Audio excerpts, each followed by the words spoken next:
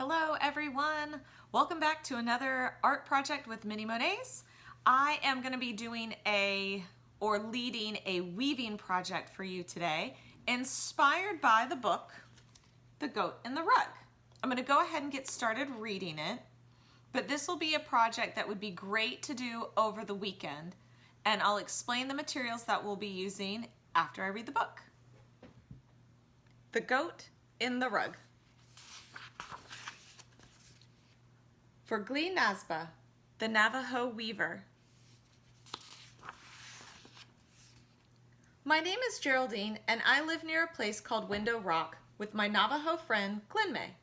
It's called Window Rock because it has a big round hole in it that looks like a window open to the sky. Can you spy it in the drawing?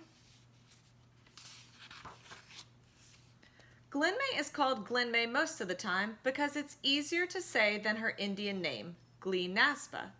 In English that means something like female warrior, but she's really a Navajo weaver. I guess that's why one day she decided to weave me into a rug. I remember it was a warm, sunny afternoon. Glen May had spent most of the morning sharpening a large pair of scissors. I had no idea what she was going to use them for, but it didn't take me long to find out.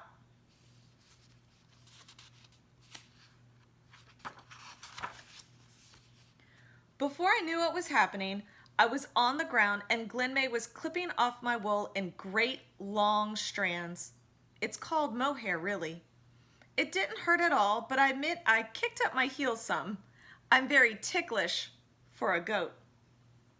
I might have looked a little naked and silly afterwards, but my, did I feel nice and cool, so I decided to stick around and see what would happen next.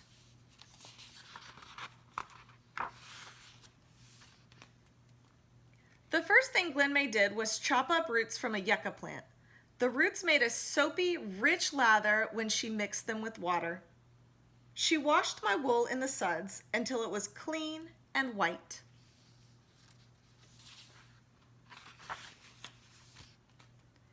After that, a little bit of me, you might say, was hung up in the sun to dry. When my wool was dry, Glen May took out 2 large square combs with many teeth. By combing my wool between these carding combs, as they're called, she removed any bits of twigs or burrs and straightened out the fibers. She told me it helped to make a smoother yarn for spinning.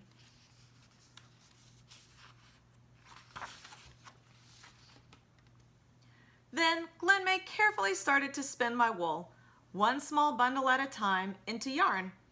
I was beginning to find out it takes a long while to make a Navajo rug. Again and again, Glen May twisted and pulled the wool. Then she spun it around a long, thin stick she called a spindle. As she twisted and pulled and spun, the finer, stronger, and smoother the yarn became.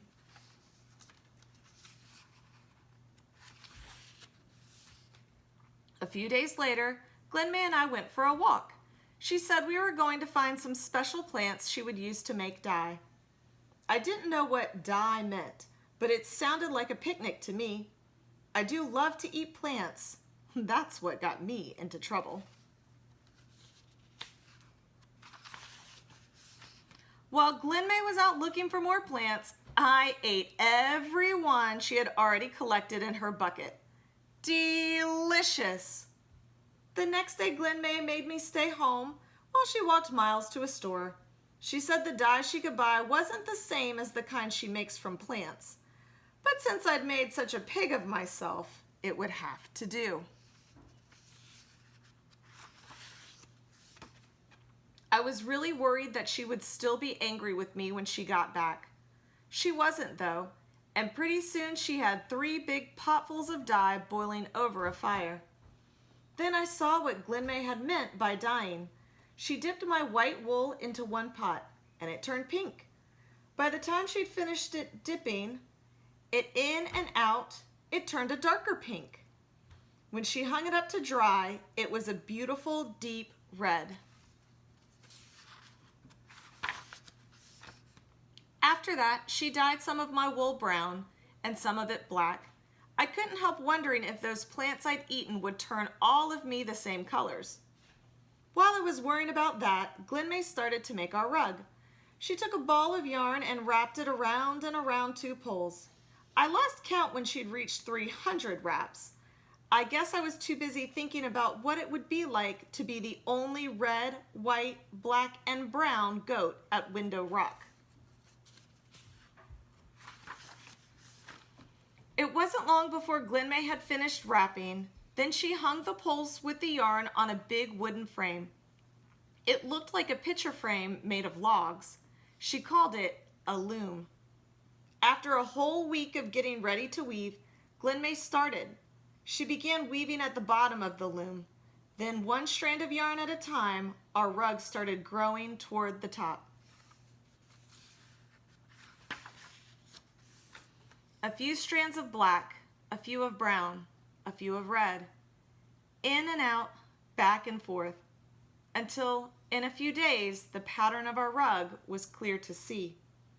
Our rug grew very slowly, just as every Navajo weaver before her had done for hundreds and hundreds of years. Glenmay formed a design that would never be duplicated. Then, at last, the weaving was finished, but not until I'd checked it quite thoroughly in front and in back did I let Glenmay take our rug off the loom.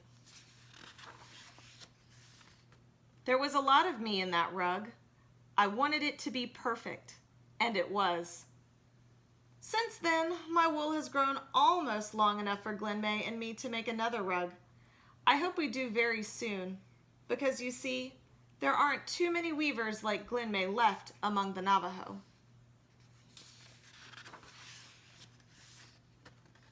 And there's only one goat like me, Geraldine. This is the true story of a weaver and her goat who lived in the Navajo Nation at Window Rock, Arizona. I hope you enjoyed the book.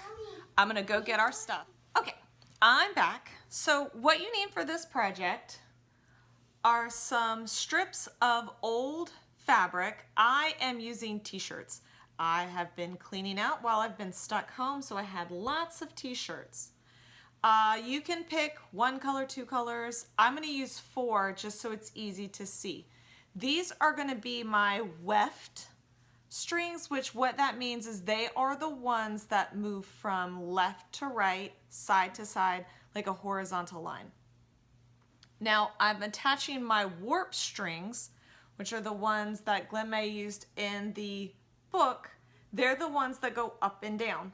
Now I have just tied very simple knots across the top of a stick. It is currently not connected to anything on the bottom. If you choose to, you can add a stick to the bottom once you finish weaving.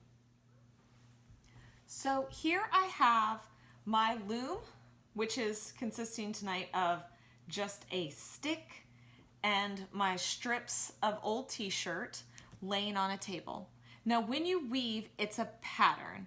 A simple pattern for this one is going to be jump up over, dive right under. But when you have your bottom pieces of warp not attached to the bottom piece of a loom, we can do a pattern of lifting up. Now, to make it easy to see, I have made mine 2 different colors, black and white, repeating black, white, so I know each time I will lift up 1 color. So I'm going to lift all my black ones up first. Then I'm going to take my blue fabric and lay it right across the tippy top, as close as I can get it, on top of the white. Then I'm going to bring back down my black warp strings. Now, because this is a pattern, we are now going to lift up the white warp strings. Now you want to lift them up just enough so that they come right up to the base or that bottom side of the piece of fabric. from our weft string. Now I'm going to lay down a green one, as close as I can get to my blue, right on top of my black. Then I'm going to lay back down my white. You're going to continue in this pattern until you have run out of cloth strips. Last time we did white, so this time it's back to black. I'm going to lift up all my blacks, working carefully so that I'm not lifting up my loom off the table. I'll grab a blue.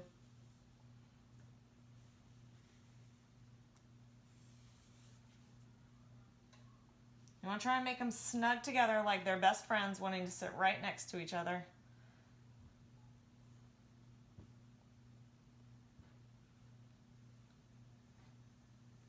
I'm laying it back down. So now it's a pattern. We did black, so now white again.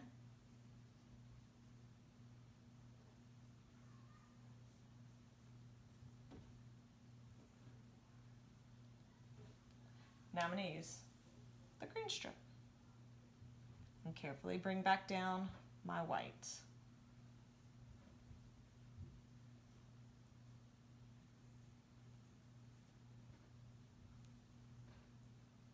Pattern again, so we're going to lift up, you got it, the black. I like to use different colors just because it's easy to remember what color I'm on, but you could do all one, all different, some the same.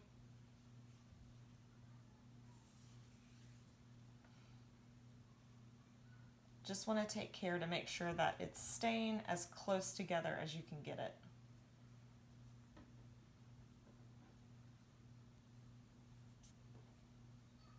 Well, this is going to be the last one I'm going to demonstrate here. We're going to end on a green.